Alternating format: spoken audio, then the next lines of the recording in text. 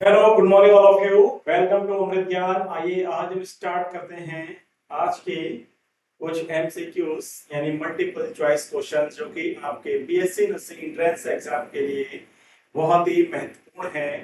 आइए स्टार्ट करते हैं आज के नए एमसीक्यूज को।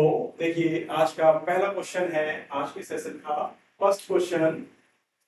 What is the formula of sulphur dioxide यानी सल्फर डाइऑक्साइड का सूत्र पूछा गया है। सल्फर डाइऑक्साइड का क्या पूछा गया, जो सूत्र पूछा गया है। देखिए क्या होगा सल्फर डाइऑक्साइड का molecular formula. Option number A SO, B SO2, C SO3 and D H2SO4। तो देखिए यहाँ पर सल्फर डाइऑक्साइड की मतलब है सल्फर यानी S, ऑक्साइड यानी O, डाई का मतलब यहाँ पर होता है टू। टू यहाँ पर क्या होंगे, दो ऑक्सीजन होंगे और एक सल्फर। इसका मतलब ये सभी मिलकर क्या बना लेंगे, SO2। ठीक है, इसका मतलब ये हो जाएगा option number B is the right answer. SO2 is the formula for sulphur dioxide. ठीक है, SO ये नहीं होगा, SO3 सल्फर ट्राइऑक्साइड होता है और H2SO4 ये सल्फ्यूरिक एसिड का फार्मूला है। So the right answer option number B. Next question number 2 देखिएगा। Which of the following is not a property of acids यानी निम्न में से अम्लों की कौन सी विशेषता नहीं है।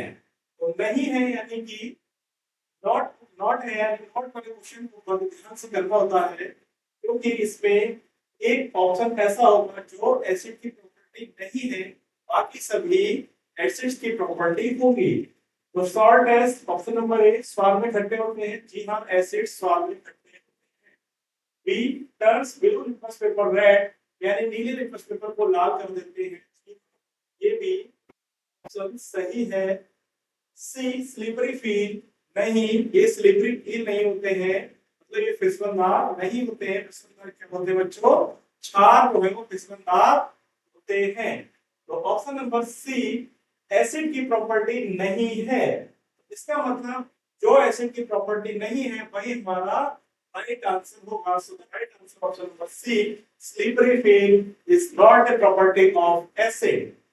ठीक है, तो ये ऑप्शन देख लीजिए, reactant metals to produce hydrogen gas. जी हाँ, हम हाइड्रोजन के साथ क्रिया करके क्या सॉरी हम जो है मेटल के साथ क्रिया करके हाइड्रोजन गैस प्रोड्यूस करते हैं यानी हाइड्रोजन गैस उत्पन्न करते हैं। ये भी सही है। तो इसका मतलब ए बी और सी ये एसिड की प्रॉपर्टी है। ऑप्शन हमारा क्या हो जाएगा, सी राइट आंसर हो जाएगा। नेक्स्ट क्वेश्चन नंबर थर्ड देखिए क्या है question number third. What is the valency of sodium. Sodium की वैलेंसी यानी सोडियम की वैलेंसी का मतलब होता है संयोजकता कितनी है। तो संयोजकता देखिए क्या होती है। संयोजकता यानी जो कोई भी एलिमेंट जितने इलेक्ट्रॉन ग्रहण करता है या जितने इलेक्ट्रॉन त्यागता है वह उतनी ही वैलेंसी होती है, यानी उस एलिमेंट की उतनी ही वैलेंसी होती है। यानी लास्ट सेल में इलेक्ट्रॉन को देखा जाता है करने के बाद। जैसे यहाँ पर देखिए सोडियम, सोडियम का जो एटॉमिक नंबर होता है वो 11 होता है। अगर हम इसका इलेक्ट्रॉनिक कॉन्फ़िगरेशन यानी इलेक्ट्रॉनिक विन्यास देखें तो क्या हो जाएगा, 2 8 और 1, यानी इसके लास्ट सेल में एक इलेक्ट्रॉन है और ये एक इलेक्ट्रॉन किसी अदर एलिमेंट को त्याग देगा और इसमें क्या आ जाएगा, एक Na+4 आ जाएगा, यानी एक पॉजिटिव चार्ज आ जाएगा। इसलिए इसकी वैलेंसी भी क्या हो जाएगी, जो 1 हो जाएगी। 2 भी नहीं होगा, 3 भी नहीं होगा, 4 भी नहीं होगा। So the right answer option number A, 1 is the valency of sodium. Next question number 4 देखिएगा क्या है question number 4। What is the atomic number of hydrogen. Hydrogen का एटॉमिक नंबर यानी हाइड्रोजन का परमाणु क्रमांक कितना है। Option number A 1, B 2, C 3 and D 4। Hydrogen का एटॉमिक नंबर है, हम जानते हैं पीरियोडिक टेबल में सबसे पहले नंबर पर हाइड्रोजन को रखा गया है, यानी कि पहले समूह में रखा गया है। इसका मतलब हाइड्रोजन का एटॉमिक नंबर भी क्या हो जाएगा, 1 the right answer option number A, 1 is the atomic of hydrogen. ठीक है, नेक्स्ट क्वेश्चन नंबर 5 देखिएगा। क्वेश्चन नंबर 5 क्या है? Which of the following is not a part of the motorcycle? यानी निम्न में से कौन सा जल चक्र का हिस्सा नहीं है, यानी मोटरसाइकिल का हिस्सा नहीं है।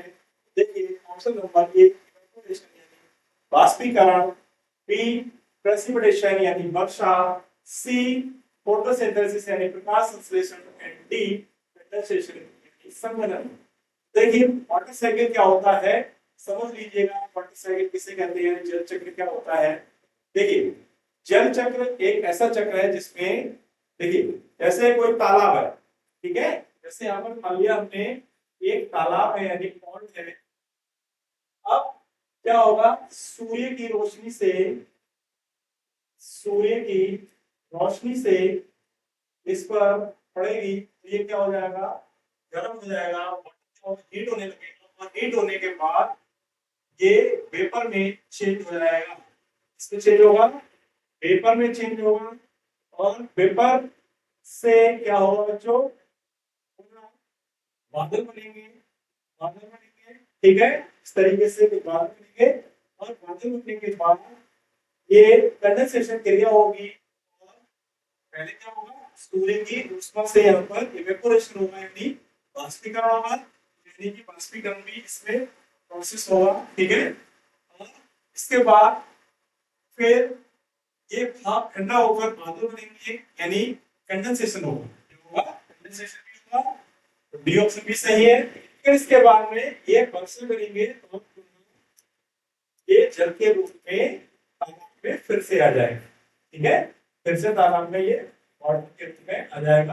तो ये एक कहलाता है वाटर साइकिल, ठीक है, यानी जल तालाब में जमा होगा, पहले भाप बनेगा, भाप से फिर बादल बनेंगे, बादल बनने के बाद कंडेंसेशन क्रिया के बाद ये धरती पर वर्षा के रूप में नीचे आ जाता है। इस क्रिया को क्या कहते हैं, ये एक वाटर साइकिल कहलाता है, ठीक है। तो इसमें कौन कौन सी प्रोसेस होती है, देखिए इवेपोरेशन भी होगा और प्रेसिपिटेशन यानी वर्षा भी होगी, फोटोसिंथेसिस ये नहीं, फोटोसिंथेसिस होता है प्रकाश संश्लेषण होता है, यानी प्रकाश संश्लेषण की क्रिया द्वारा हरे पेड़ यानी ग्रीन प्लांट्स अपना स्वयं बना लेते हैं, ठीक है। ये भोजन बनाने की प्रक्रिया है फोटोसिंथेसिस, ना कि जल चक्र की, इसलिए इसका राइट आंसर सी हो जाएगा, ठीक है। कंडेंसेशन ये भी जल चक्र की एक प्रोसेस है, ठीक है। राइट आंसर क्या हो जाएगा, फोटोसिंथेसिस। नेक्स्ट क्वेश्चन नंबर 6 देखिए, what is the main component of the air, यानी एयर का मेन कंपोनेंट क्या है, यानी मुख्य घटक हवा का क्या है। देखिए वायु में ऑक्सीजन 21% पाई जाती है, नाइट्रोजन 78% पाई जाती है, बाकी जो अदर गैसेस हैं वो सभी 1% है, यानी कार्बन डाइऑक्साइड और ऑक्सीजन और हाइड्रोजन ये दोनों 1% भी होंगी, 1% होंगी, ठीक है। यहाँ पर सबसे अधिक मात्रा किसकी बच्चों, नाइट्रोजन की है, तो नाइट्रोजन जो होगा वो एयर का मेन कंपोनेंट हो जाएगा। तो right answer option number B, nitrogen is the main component of air, यानी नाइट्रोजन वायुमंडल का घटक होगा, ठीक है।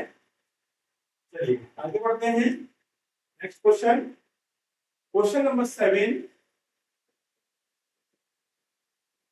What is the chemical formula of sodium chloride, यानी सोडियम क्लोराइड का रासायनिक सूत्र क्या है।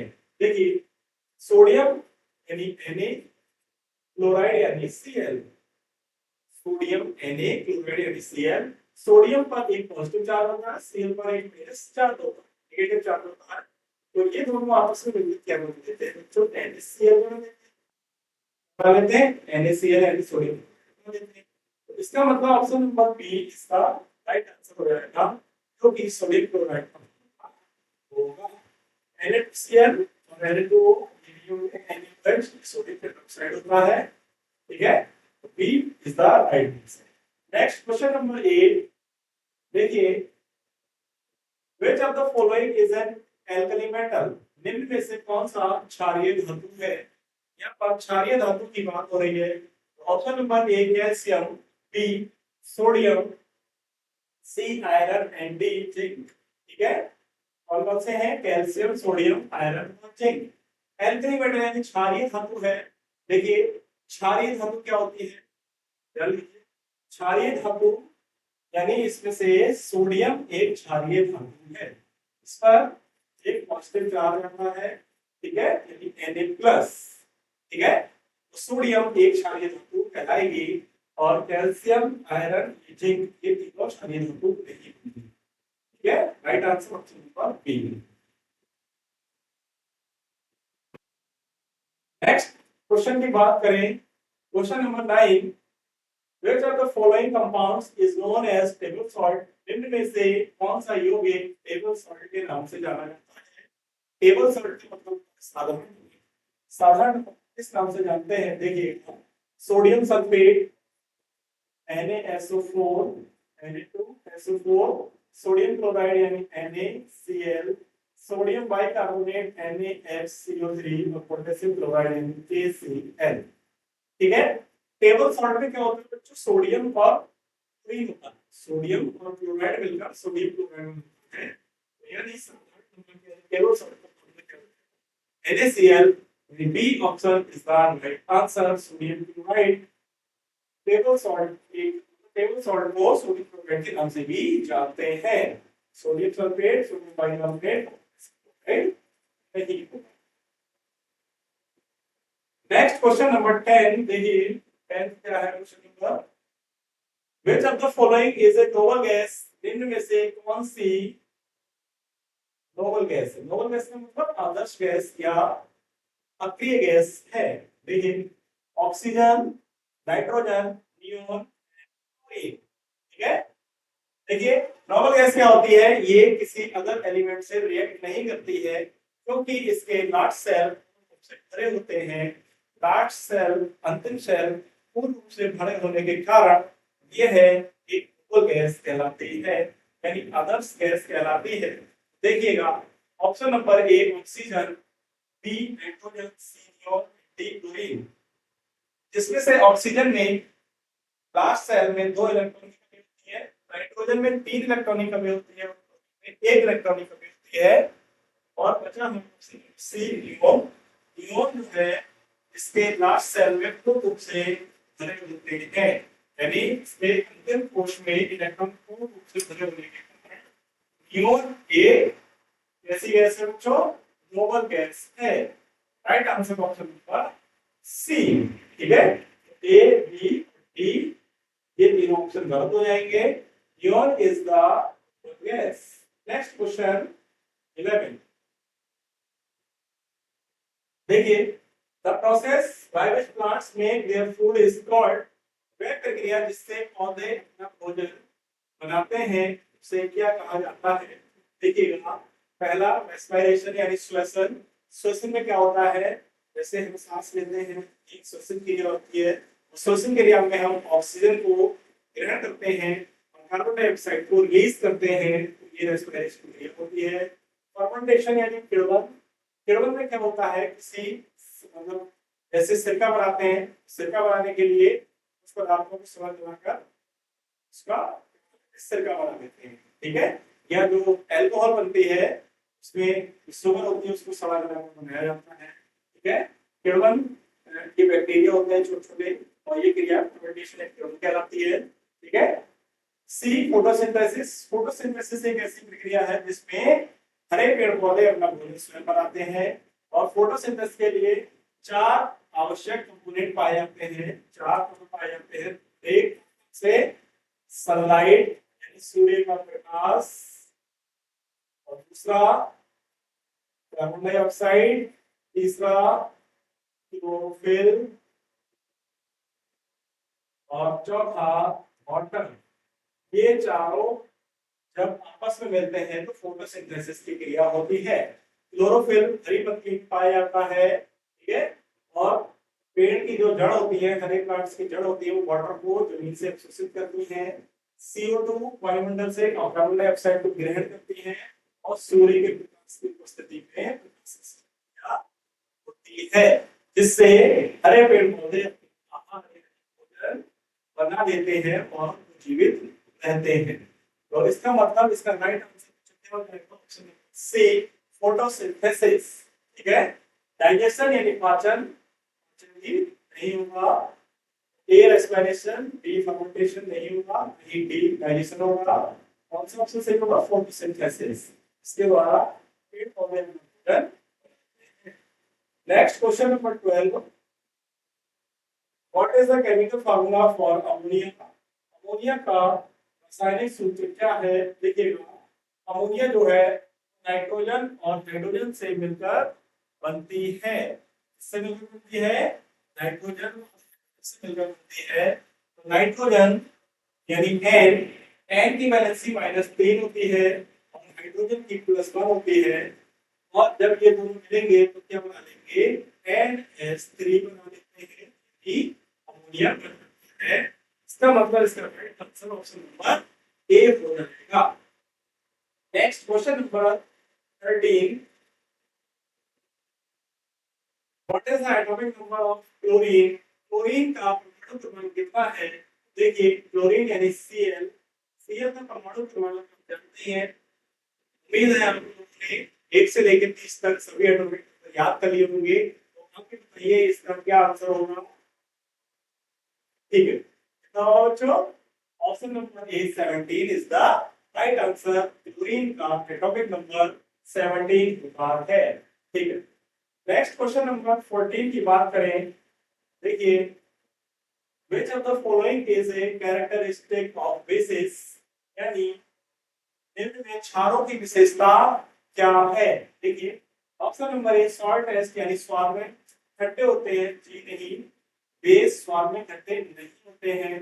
बिटर टेस्ट स्वाद में कड़वे होते हैं, जी हाँ, ये स्वाद में कड़वे होते हैं, कह सकते हैं। टर्स ब्लू लिटमस पेपर रेड, ये नीले लिटमस पेपर को लाल कर देते हैं, नहीं, ये किसका कार्य है? अम्ल का कार्य है।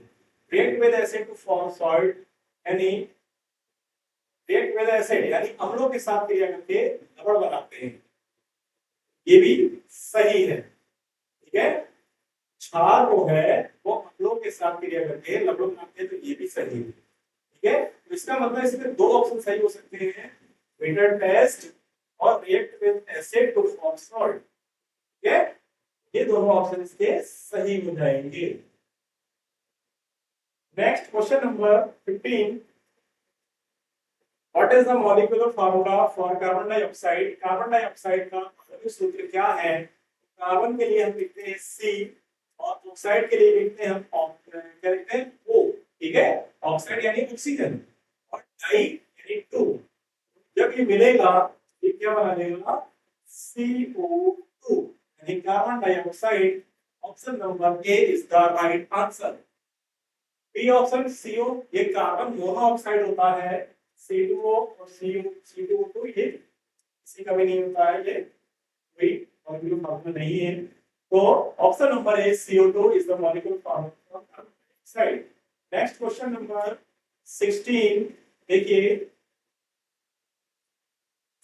which of the following is the property of metal? निम्न में धातुओं की कौन सी विशेषता है? देखिएगा, पहला ऑप्शन ए, धातु में विद्युत की, सॉरी विद्युत नहीं है, यहाँ पर ऊष्मा है, हीट, हीट। ठीक है, तो हीट यानी ऊष्मा, ऊष्मा के खराब चालक होते हैं? नहीं, मेटल ऊष्मा के खराब चालक नहीं होते हैं। ये कैसे होते हैं? मेटल ऊष्मा के अच्छे चालक होते हैं। Next B option, melting, high melting point, यानी इनका गलनांक उच्च होता है। जी हाँ, इनका गलनांक उच्च होता है। इन्हें गलाने के लिए अधिक से अधिक टेम्परेचर की आवश्यकता होती है। ब्राइटल यानी नाजुक होते हैं? नहीं, मेटल नाजुक नहीं होते हैं, जबकि क्या होते हैं? स्ट्रॉन्ग होते हैं, तो ये भी ऑप्शन गलत हो जाएगा। लो डेंसिटी, घनत्व कम होता है? नहीं, इनका घनत्व अधिक होता है, इसीलिए इसमें क्या है? ये भंगुर नहीं होते, ब्राइटल नहीं होते, जबकि मजबूत होते हैं। ठीक है, तो लो डेंसिटी भी नहीं होगा। Option number B, high melting point, इनका गलनांक अधिक होता है, ये मेटल की प्रॉपर्टी हो जाएगी। Option number B is the right answer. Next question number 17, देखिए, which element is most commonly used in the production of fertilizers? यानी उर्वरक के निर्माण में कौन से तत्व का प्रयोग किया जाता है मोस्ट कॉमनली, यानी सबसे सामान्य रूप में कौन से तत्व का प्रयोग उर्वरक बनाने में करते हैं? तो A option nitrogen, B carbon, C oxygen and D sodium. तो जनरली हम नाइट्रोजन का उपयोग इसमें करते हैं फर्टिलाइजर्स के निर्माण में करते हैं, जैसे यूरिया। यूरिया का फार्मूला क्या होता है बच्चों? NH2CO NH2 होता है। क्या होता है? NH2CO NH2 होता है। तो इसमें नाइट्रोजन सबसे कॉमन एलिमेंट है, इसलिए इसका right answer nitrogen is the right answer option A. ठीक है, नेक्स्ट क्वेश्चन नंबर 18 देखिए, what is the symbol of potassium? Potassium का सिंबल क्या है, यानी पोटेशियम का प्रतीक क्या है? देखिएगा, पोटेशियम के लिए क्या लिखते हैं बच्चों? Option number A P, B K, C PO and D PT। ठीक है, तो पी का मतलब होता है फास्फोरस, जो ऑप्शन नंबर ए हमारा है पी, इसका मतलब ये किसका सिंबल है बच्चों? फास्फोरस का सिंबल है, फास्फोरस। और के ये पोटेशियम का सिंबल है, PO ये पोलेडियम का सिंबल है, पोलेडियम। और PT ये प्लेटिनम का सिंबल। ठीक है, ये चारों सिंबल आपको याद हो गए होंगे। तो इसका राइट आंसर बच्चों क्या हो जाएगा? पोटेशियम का सिंबल कौन सा हो जाएगा? के is the right answer. Next question number 19,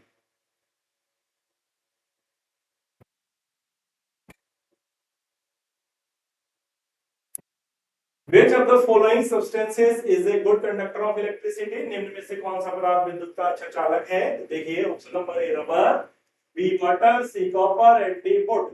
ठीक है, तो देखिए रबर यानी क्या हो जाएगा? रबर देखिए क्या होता है, ये गुड कंडक्टर इलेक्ट्रिसिटी का नहीं होगा, क्योंकि इसमें इलेक्ट्रिसिटी प्रवाहित नहीं होती है, तो ये हमारा गुड कंडक्टर नहीं होगा।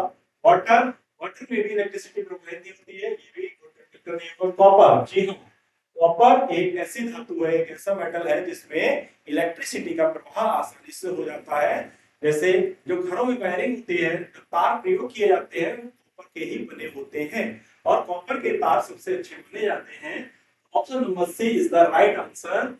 डी ऑप्शन देखिए, वुड यानी लकड़ी में भी करंट प्रवाहित नहीं होती है। ठीक है, गुड कंडक्टर की बात हो रही है, तो copper is a good conductor of electricity. Option number C is the right answer. Next question number 20 देखिए, 20 question number, which of the following is used to sterilize medical equipment? निम्न में से कौन सा चिकित्सा उपकरणों को कीटाणु रहित करने के लिए उपयोग किया जाता है? जो मेडिकल के क्षेत्र में, मेडिकल में जो इक्विपमेंट यूज किए जाते हैं, तो उसको कीटाणु रहित, कीटाणु रहित, ठीक है, उसमें बैक्टीरिया ना हो, तो उसके लिए किसका प्रयोग करते हैं बच्चों? पहला option hydrogen oxide, B alcohol, C ozone, D chlorine. ठीक है, तो किसका प्रयोग किया जाता है? क्लोरीन का प्रयोग नहीं करते हैं, इससे जल को शुद्ध करने के लिए किया जाता है। ओजोन, ओजोन जो अल्ट्रावायलेट रेस होती है, सूर्य से आने वाली पराबैंगनी किरणों से हमारे शरीर की रक्षा करती है, पृथ्वी की रक्षा करती है, पृथ्वी का रक्षा कवच है। अल्कोहल, इसका भी प्रयोग नहीं होता है।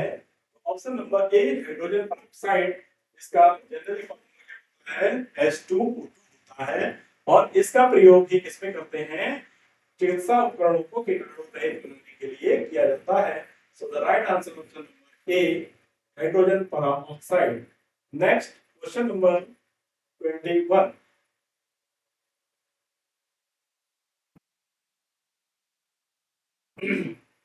देखिए, 21 क्या है? What is the chemical formula of methane? निम्न में से कौन सा मीथेन का रासायनिक सूत्र है? तो देखिए, मीथेन का रासायनिक सूत्र कौन सा है बच्चों? Option number A CH3, B CH4, C C2H6 and D C3H8।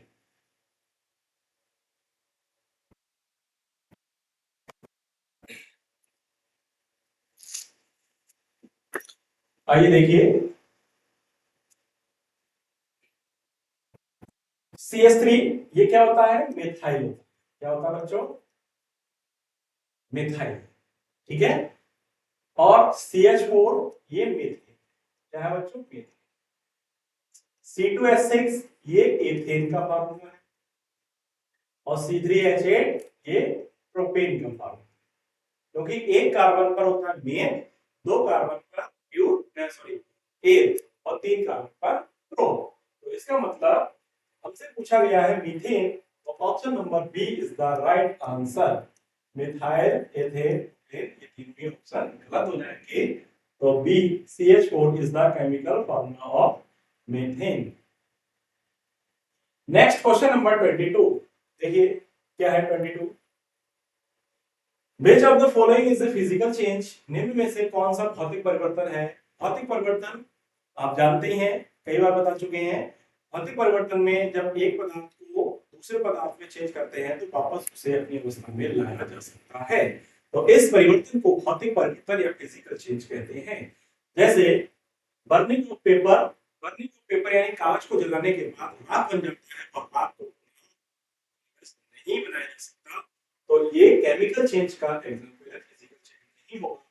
Rusting of iron यानी लोहे पर जंग लगना, जब लोहे पर जंग लग जाती है तो उसे खत्म करना मुश्किल होता है, यानी फिर उसे अच्छा लोहा नहीं प्राप्त किया जा सकता, तो ये भी ऑप्शन नहीं होगा। फ्रीजिंग ऑफ वाटर यानी जल को जमाना, यानी जल का जमना। देखिए जब जल जम जाता है तो सॉलिड में चेंज हो जाता है, यानी बर्फ में चेंज होता है।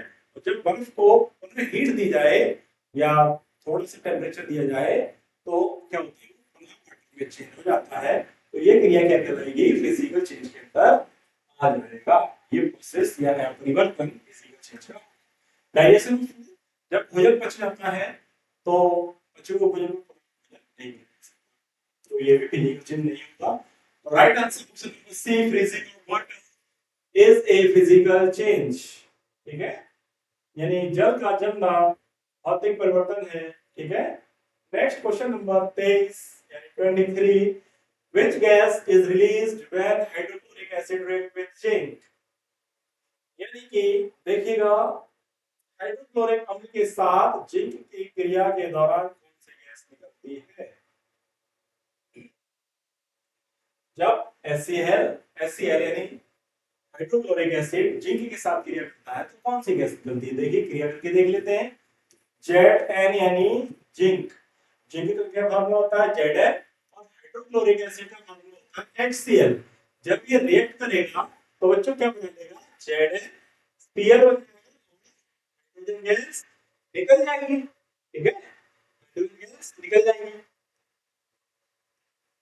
जिंक क्लोराइड, ठीक है, ZnCl2, ठीक है। तो इसका मतलब क्या बन जाएगा, जिंक क्लोराइड बनेगा और हाइड्रोजन गैस रिलीज होगी। तो इसमें से हमसे पूछा है कौन सी गैस रिलीज होगी, तो option number C, hydrogen gas release होती है। जिंक एक मेटल है, धातु है, और हाइड्रोक्लोरिक एसिड एक अम्ल है, और अम्ल धातु के साथ क्रिया करके हाइड्रोजन गैस रिलीज करते हैं। तो इसका right answer C, hydrogen is released when hydrochloric acid react with zinc, ठीक है। तो ऑक्सीजन, नाइट्रोजन, क्लोरीन ये नहीं, ठीक है। नेक्स्ट क्वेश्चन नंबर 24, देखिए what is the pH of a neutral solution? तटस्थ घोल या उदासीन घोल का पीएच मान कितना होता है? जो उदासीन होते हैं न्यूट्रल सॉल्यूशंस, उनका पीएच मान कितना होता है? देखिएगा option number A 0, B 7, C 14 and D 5, ठीक है। 0 पर क्या होता है, एसिडिक होता है, यानी एसिडिक होते हैं, कैसे होते हैं, एसिडिक। 7 ये न्यूट्रल होता है, 14 ये क्षारीय होते हैं या एल्कलीस लिख सकते हैं,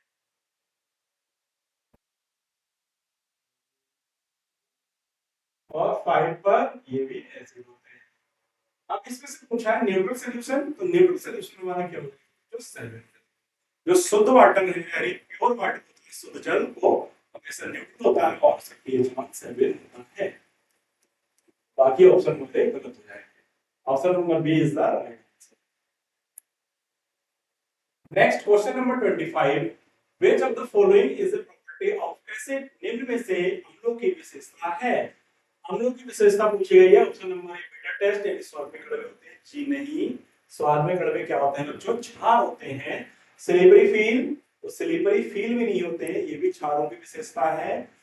turns red litmus paper blue, यानी लाल लिटमस पेपर नीला कर देते हैं, ये भी क्षार की विशेषता है। सॉल्ट टेस्ट, यानी स्वाद में खट्टे होते हैं। जी हाँ, तो स्वाद में खट्टे होते हैं। इसका मतलब डी ऑप्शन राइट आंसर हो जाएगा। यानी एसिड्स की प्रॉपर्टी कौन सी हो जाएगी? सॉल्ट टेस्ट, डी ऑप्शन, ये स्वाद में खट्टे होते हैं। नेक्स्ट क्वेश्चन नंबर 26 देखिए, Which of the following is a property of metals? निम्न में से कौन सी धातुओं की विशेषता है? अब यहाँ पर पूछा है धातुओं की विशेषता। धातुओं की विशेषता कौन सी है? पहला, poor conductor of electricity, B shiny appearance, C non malleable and D non reactive. आइए देखें मेटल्स की property. Poor conductor of electricity, विद्युत के खराब चालक। जी नहीं, मेटल्स विद्युत के खराब चालक नहीं होते हैं, ये अच्छे चालक होते हैं। जैसे गोल्ड, सिल्वर, एल्युमिनियम, कॉपर, ये सभी मेटल्स हैं और ये विद्युत के अच्छे चालक होते हैं। और जिनमें से गोल्ड को सबसे अच्छा चालक माना जाता है। ठीक है, और घरों में जो वायरिंग की जाती है वो कॉपर की जाती है। ठीक है, तो पुअर कंडक्टर ऑफ इलेक्ट्रिसिटी नहीं होगा। शाइनी अपीयरेंस, यानी चमकदार होते हैं। जी, मेटल्स चमकदार होते हैं। चमकदार होने के कारण ही गोल्ड, सिल्वर यानी सोना चांदी से आभूषण तैयार किए जाते हैं। ठीक है, नॉन मेलेबल, यानी ये लचीले नहीं होते हैं, लचीले होते हैं तभी तो इन्हें खींचकर पतले पतले तार बनाए जाते हैं। जैसे कॉपर खींचकर कॉपर के तार बनाए जाते हैं, सोने को खींचकर सोने के तार बनाए जाते हैं, जिससे ज्वेलरी बनाई जाती है। ठीक है, नॉन रिएक्टिव, प्रतिक्रिया नहीं करते हैं, प्रतिक्रिया करते हैं। ठीक है, मेटल्स रिएक्शन करते हैं, जैसे मेटल्स अम्लों के साथ क्रिया करके हाइड्रोजन गैस रिलीज करते हैं। ठीक है, ये ऑप्शन भी गलत, ये भी गलत। तो हमारा ऑप्शन नंबर बी क्या हो जाएगा? शाइनी अपीयरेंस, यानी चमकदार होते हैं।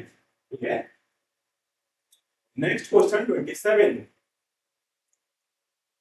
Which of the following is the most abundant element in Earth's crust?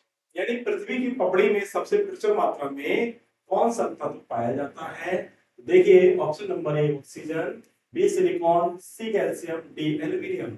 ठीक है, देखिए ऑक्सीजन, सिलिकॉन, कैल्शियम, एल्यूमिनियम। यहाँ पूछा है पृथ्वी की पपड़ी में सबसे अधिक मात्रा में पाया जाने वाला एलिमेंट कौन सा हो जाएगा बच्चों? ऑक्सीजन, यानी option number A is the right answer. Silicon, calcium, aluminium, ये दोनों ये ऑप्शन गलत हो जाएंगे। ऑक्सीजन पृथ्वी की पपड़ी में सबसे अधिक मात्रा में पाई जाती है। Next question number 28, Which of the following is an example of simple carbohydrate?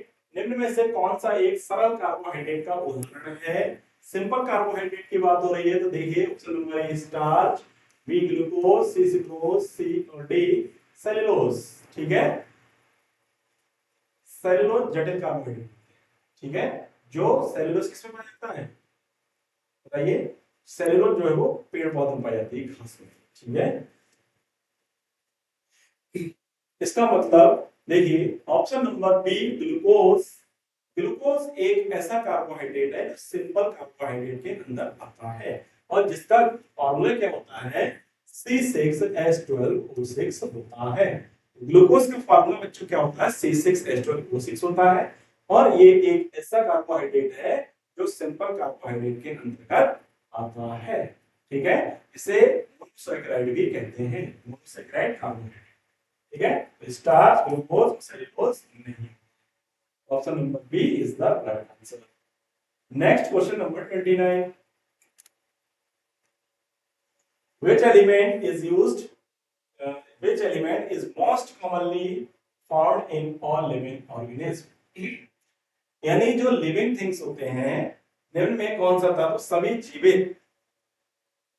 सभी जीवित जीवों में सबसे सामान्य रूप में पाया जाता है? कौन सा तत्व है जो सभी जीवों में सामान्य रूप से पाया जाता है? देखिए, ऑक्सीजन, कार्बन, हाइड्रोजन, नाइट्रोजन, ठीक है। सभी जीवित जीवों में सामान्य रूप से पाया जाने वाला जो तत्व है वो बच्चों क्या है? कार्बन है, carbon. Option number B, carbon एक ऐसे तत्व है जो सभी जीवों में पाया जाता है। ऑक्सीजन रेस्पिरेशन के लिए, ठीक है। Hydrogen,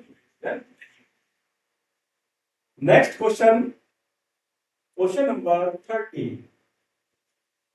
which of the following element is essential for the fermentation of hemoglobin? निम्न में से कौन सा तत्व हीमोग्लोबिन के निर्माण के लिए आवश्यक है? हीमोग्लोबिन के निर्माण के लिए कौन सा तत्व आवश्यक है? तो देखिएगा, option number A oxygen, B iron, C zinc, D magnesium. तो हीमोग्लोबिन के लिए आयरन एक ऐसा तत्व है जो हीमोग्लोबिन का निर्माण करता है, ठीक है। ये ऑक्सीजन का परिवहन करता है, ठीक है। ऑक्सीजन, जिंक, मैग्नीशियम नहीं होगा। Right answer option number B, iron is the essential for the fermentation of hemoglobin. Next question number 31। आज बच्चों इसमें 50 क्वेश्चन है, ठीक है। तो which of the following gases is used in the production of ammonia? निम्न में से कौन सी गैस अमोनिया के उत्पादन में उपयोग की जाती है? अमोनिया के उत्पादन में, अमोनिया का आप फार्मूला जानते ही हैं बच्चों, क्या हो जाएगा? NH3 होता है, यानी नाइट्रोजन और हाइड्रोजन से मिलकर अमोनिया बनती है। तो इसका मतलब इसमें से कौन सा आंसर हो जाएगा बच्चों?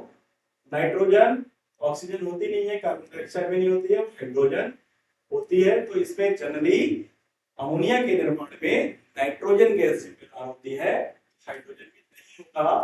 नाइट्रोजन एक ऐसी गैस है जो अमोनिया के निर्माण में प्रयोग की जाती है। Next question number 32। What is the main purpose of the process of respiration? यानी रेस्पिरेशन यानी श्वसन की क्रिया का मुख्य उद्देश्य क्या है? जो रेस्पिरेशन क्रिया होती है, श्वसन क्रिया, उसका मुख्य उद्देश्य क्या है?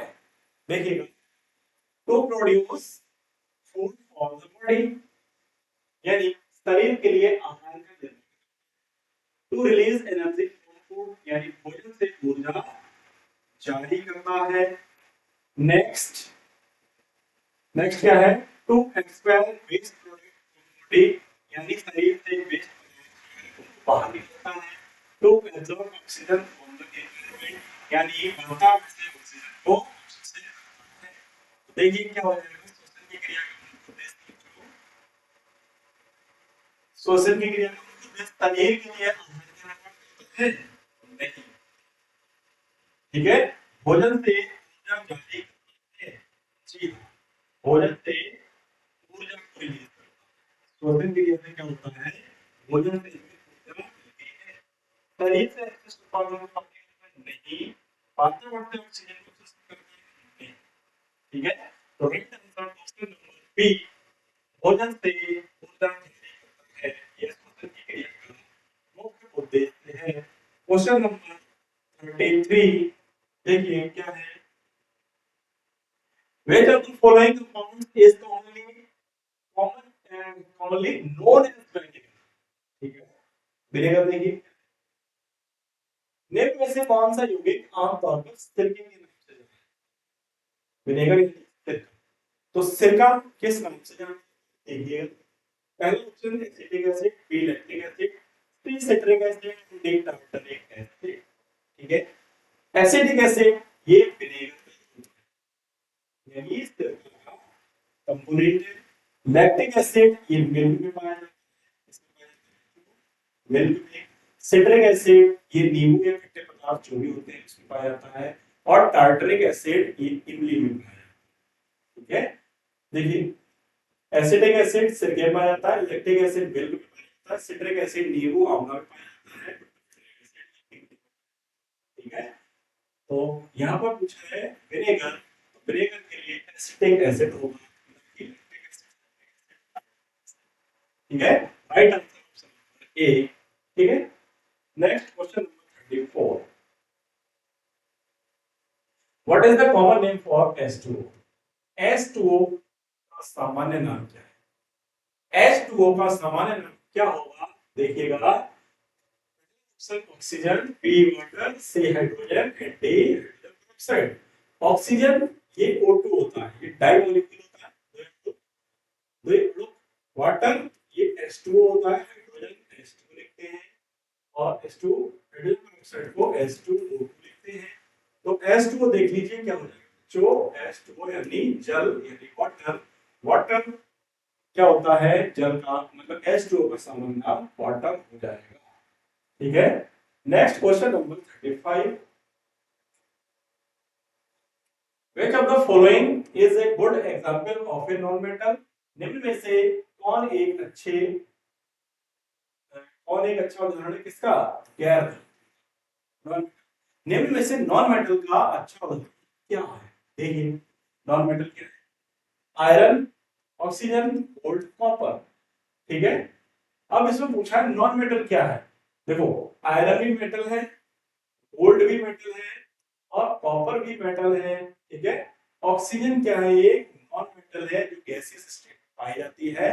तो इसका राइट आंसर बच्चों क्या हो जाएगा? Oxygen a good example of a non metal. ठीक है, और आयरन, गोल्ड, कॉपर इन तीनों पर पॉजिटिव चार्ज होता है, और जो मेटल होते हैं सभी पॉजिटिव चार्ज होते हैं क्योंकि ये इलेक्ट्रॉन को त्यागते हैं, और नॉन मेटल इलेक्ट्रॉन को ग्रहण करते हैं, इसलिए इस पे नेगेटिव चार्ज होता है, यानी ऑक्सीजन का -2 चार्ज होता है, और इसीलिए ऑक्सीजन एक नॉन मेटल हो जाएगा। ऑक्सीजन का उपयोग रेस्पिरेशन के लिए भी किया जाता है। Next question number 36, which of the following is the correct symbol for calcium? Calcium के लिए सही प्रतीक क्या है? देखिए option number A Ca, B C, C Cl, और डी CO। Ca क्या होता है? कैल्शियम, C कार्बन, और डी सॉरी C कैल्शियम में Cl chlorine, chlorine, Ca calcium, C carbon, Cl chlorine, CO यू क्या? ठीक है, अब हमसे पूछा है कैल्शियम का सिंबल क्या है, तो कैल्शियम का सिंबल आप देख लीजिए, option A Ca is the right answer. ठीक है, Ca क्या हो जाएगा? ये कैल्शियम का सही सिंबल। नेक्स्ट क्वेश्चन नंबर 37,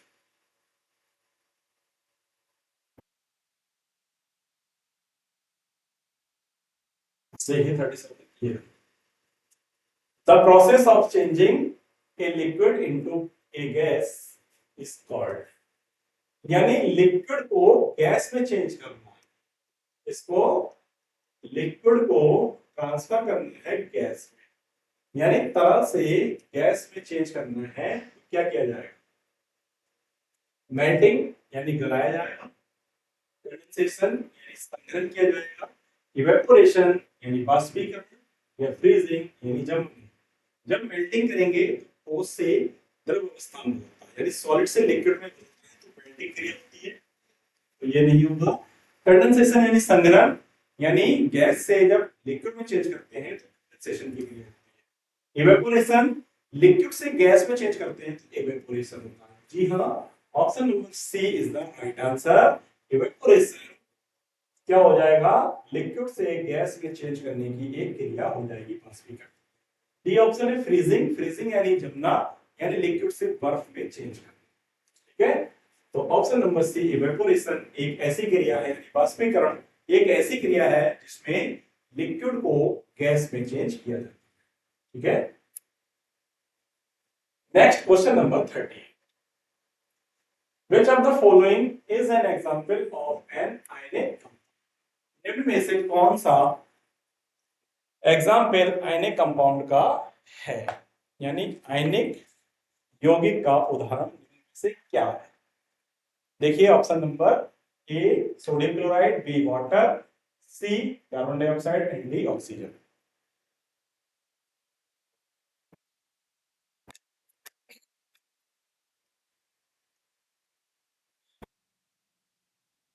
आइए देखते हैं,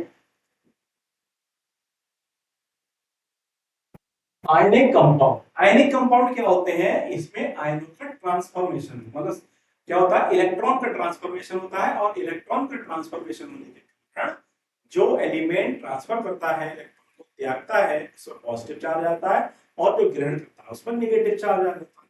तो यहाँ पर देखिएगा सोडियम क्लोराइड यानी NaCl, NaCl में क्या होता है, सोडियम पर पॉजिटिव चार्ज और क्लोरीन पर माइनस चार्ज होता है, यानी सोडियम क्लोरीन को एक इलेक्ट्रॉन ट्रांसफर कर देता है और ये मिलकर क्या बना लेते हैं, एक आयनिक कंपाउंड बना लेते हैं।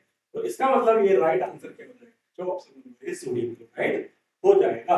वाटर, वाटर में H2O होता है, तो H2O में क्या होता है, HOH, यानी इसमें इलेक्ट्रॉनों के बीच पार्टनरशिप होती है, और पार्टनरशिप होने के कारण यहाँ पर कोवैलेंट कार्बन डाइऑक्साइड CO2 होता है। CO2 देखिए कैसे होता है, OC2, ठीक है, इस तरीके से CO2 को लिखा जाता है। इसमें ऑक्सीजन और कार्बन के बीच डबल बॉन्ड होता है, यानी दोनों इलेक्ट्रॉन की पार्टनरशिप होती है। दोनों इलेक्ट्रॉन की पार्टनरशिप होने के कारण इनके बीच कोवैलेंट बॉन्ड बनता है, और ये कोवैलेंट यौगिक बन जाते हैं।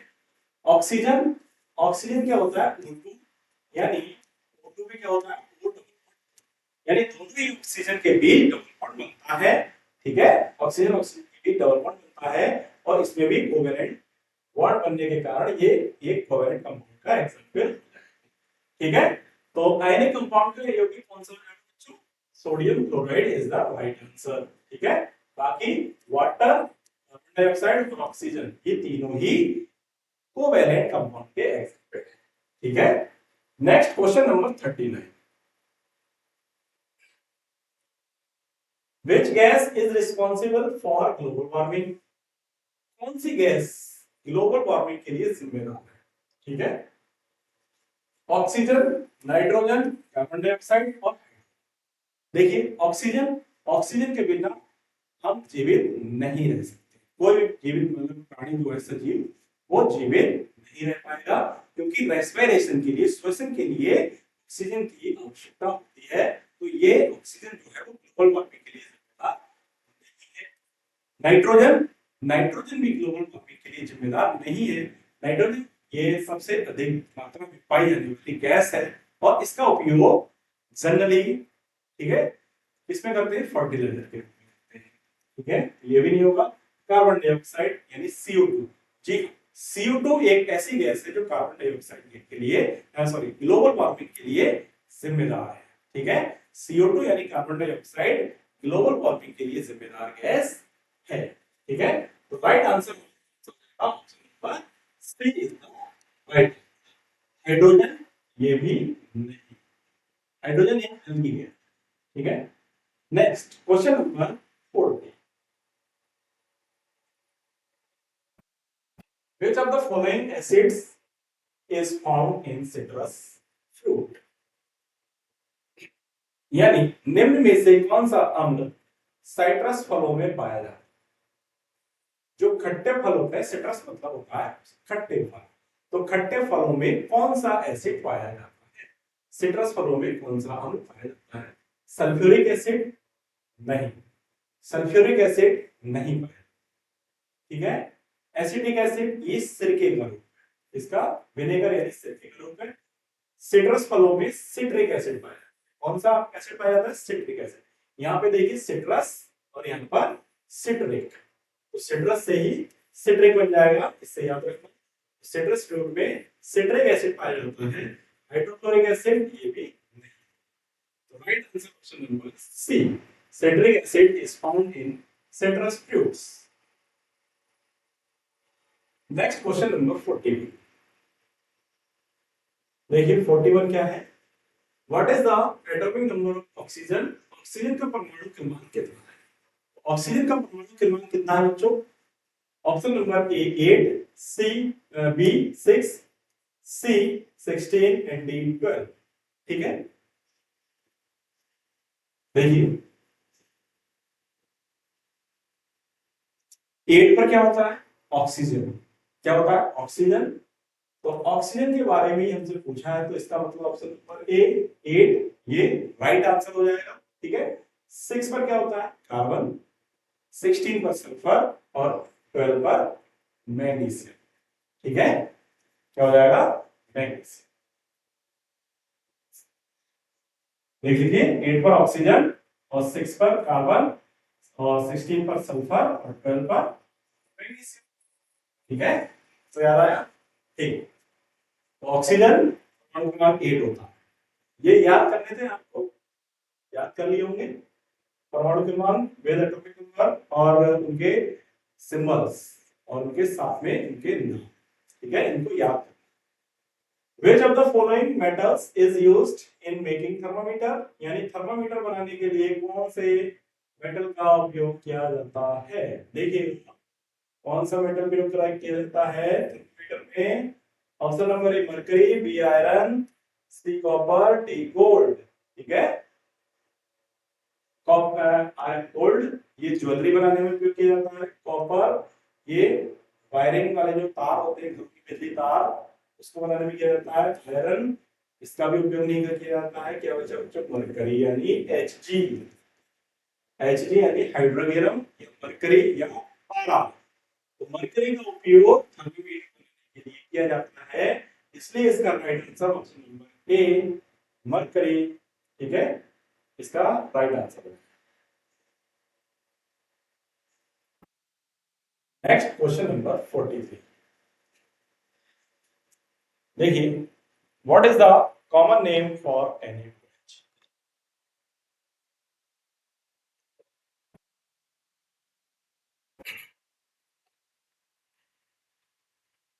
NaOH का सामान्य नाम क्या है?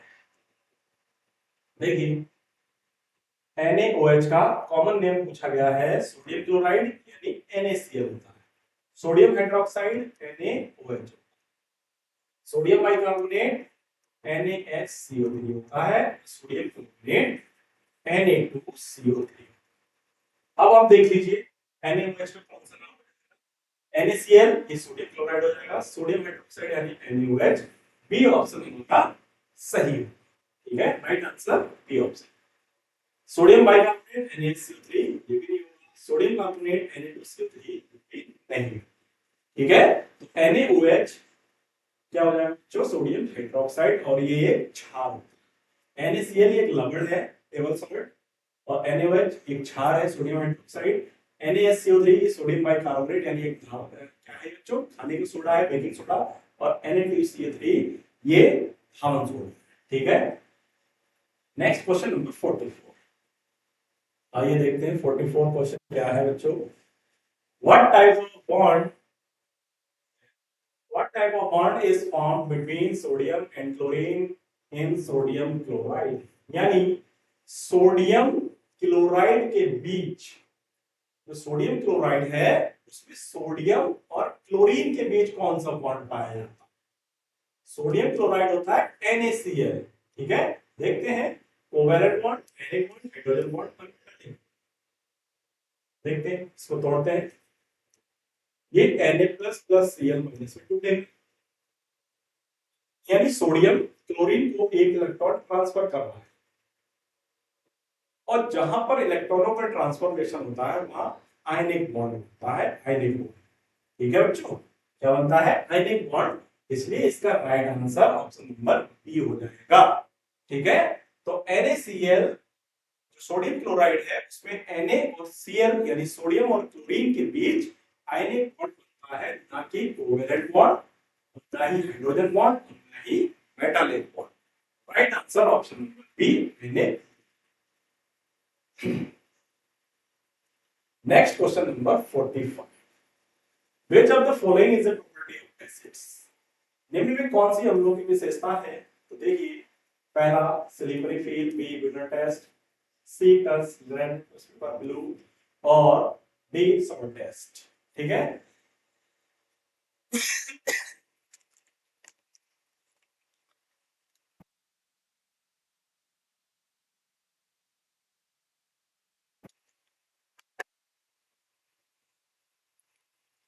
आइए ध्यान दें। प्रॉपर्टी ऑफ एसिड, अम्लों की विशेषता कौन सी है बच्चों? स्लिपरी फील यानी फिसलनदार होते हैं? नहीं। बिटर टेस्ट स्वाद में खट्टे होते हैं, बिटर टेस्ट का मतलब होता है कड़वे, तो स्वाद में कड़वे नहीं होते हैं, ठीक है, स्वाद में कड़वे नहीं होते हैं। Turns red litmus paper blue, लाल लिटमस पेपर नीला कर देते हैं नहीं। सॉल्ट टेस्ट स्वाद में खट्टे होते हैं, तो एसिड्स की प्रॉपर्टी क्या हो जाएगी, स्वाद में खट्टे। ये क्वेश्चन दोबारा रिपीट किया। Next question number 46, the chemical formula for sulphuric acid, sulphuric acid का रासायनिक सूत्र क्या है, तो देखिए सल्फ्यूरिक एसिड यानी H2SO4 HCl H2SO3 और NaOH। देखिए NaOH क्या होता है, ये सोडियम हाइड्रोक्साइड का फार्मूला है, ये एक क्षार, तो ये भी नहीं होगा। H2SO3 ये नहीं होगा। HCl ये हाइड्रोक्लोरिक एसिड है, एक अम्ल है, ये भी नहीं होगा। सल्फ्यूरिक एसिड यानी H2SO4 होता है, यानी हाइड्रोजन और सल्फेट से मिलकर सल्फ्यूरिक एसिड का निर्माण होता है। H2SO4 is the right answer, ठीक है, option number A. Next question number 47, which of the following is the pH of hydrochloric acid, hydrochloric acid का pH मान कितना है, pH मान की बात हो रही है, तो 3, 7, 1 या 14। 14 क्या होता है, ये एसिडिक नहीं होती, एल्कली मेटल्स होते हैं, यानी क्षारीय होते हैं, ये क्षार का पीएच मान है, तो ये नहीं है। 1 एसिडिक होता है, 7 ही न्यूट्रल होगा, तो ये भी नहीं होगा। अब बचे हमारे ऑप्शन नंबर ए और सी। अब हाइड्रोक्लोरिक एसिड की बात हो रही है, तो हाइड्रोक्लोरिक एसिड जो है वो अधिक मात्रा में एसिडिक होता है, तो अधिक मात्रा में एसिडिक कौन सा होगा, ऑप्शन नंबर सी यानी 1, ये अधिक एसिडिक होगा। और A3 ये एसिडिक होगा लेकिन कम एसिडिक होगा, यानी कम अम्लीय होगा, लेकिन HCl अधिक अम्लीय होता है, और अधिक अम्लीय का मान क्या होगा, 1 हो जाएगा, ठीक है, option number C is the right answer.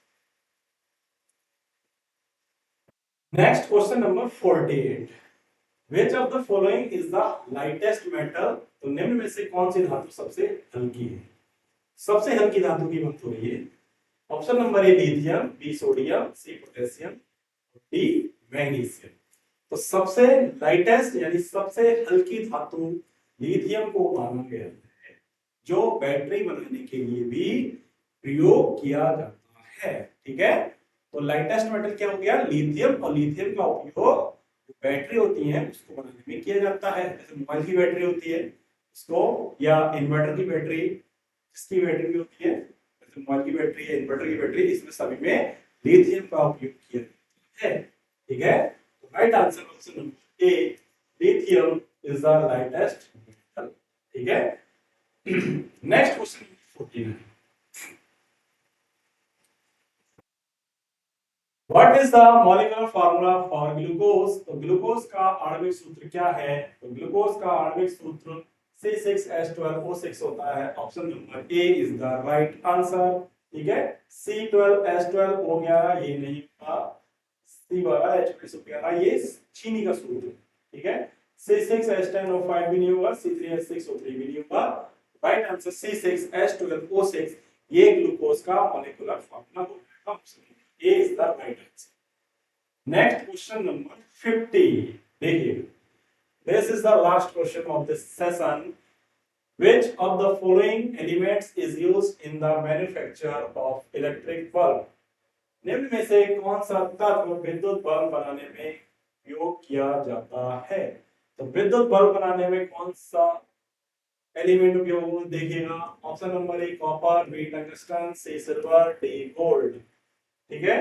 तो बल्ब बनाने में कॉपर का प्रयोग नहीं होता है, कॉपर का प्रयोग तार बनाने में किया जाता है, वायर होते हैं उसका उपयोग किया जाता है, उसका उपयोग किया जाता है, तो ये नहीं होगा। टंगस्टन, जी हाँ, बल्ब बनाने में टंगस्टन धातु का उपयोग किया जाता है, टंगस्टन का, तो right answer option number B. Silver इसका भी उपयोग नहीं करते, गोल्ड का भी उपयोग करते हैं, ये सिल्वर और गोल्ड ये ज्वेलरीज बनाने में उपयोग की जाती हैं, क्योंकि ये चमकदार होती हैं, ठीक है, मेटल सभी चमकदार ही होते हैं, ठीक है, गोल्ड इसके ज्वेलरी बनाई जाती है, ठीक है, ये महंगा होता है, ठीक। तो टंगस्टन इसका उपयोग किसमें करते हैं, इलेक्ट्रिक बल्ब बनाने में करते हैं, तो राइट आंसर ऑप्शन बी, ठीक है, टंगस्टन। तो ये रहे आज के 50 क्वेश्चन जो कि परीक्षा की दृष्टि से बहुत ही इंपॉर्टेंट हैं। इनको आप अच्छे से रिवीजन कीजिए, याद कीजिए, ताकि आपके आने वाली परीक्षा में आपको कोई दिक्कत ना हो। आज के लिए इतना ही, तब तक के लिए नमस्कार।